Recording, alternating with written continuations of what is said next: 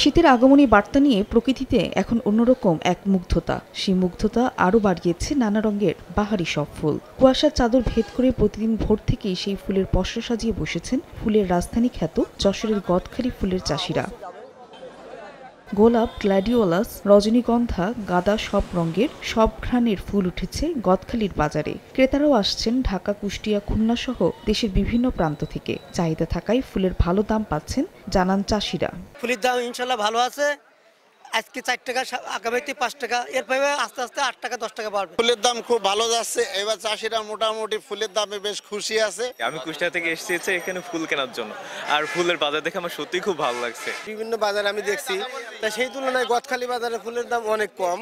ব্যবসায়ীরা জানান প্রতিদিন প্রায় 18 থেকে 19 লাখ টাকার ফুল বিক্রি করছেন তারা। পাশাপাশি পাচ্ছেন ভালো দাম। এ দাম অব্যাহত থাকলে টানা বৃষ্টিতে হওয়া ক্ষতি কিছুটা পুষিয়ে নিতে পারবেন চাষিরা।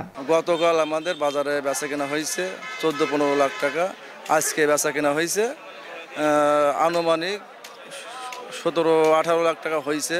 বিগত দিন ধরে চাষিরা যে বৃষ্টির কারণে চাষাবাদে মার খাইছে, ফুলের দাম হিসাবে চাষিরা এরকম বাজার যদি থাকে, আল্লাহর রহমতে চাষিরা সামনে ভালো দাম পাবে আশাবাদী। চাষিরা যে পিছনে যে বর্ষা হয়েছিল, যে বর্ষায় অনেক ক্ষতি হয়েছিল, কিন্তু সে ক্ষতি কাটাইয়ে মোটামুটি চাষিরা উঠতে পেরেছে এবং আশা করি আরও আগামীতে পারবে।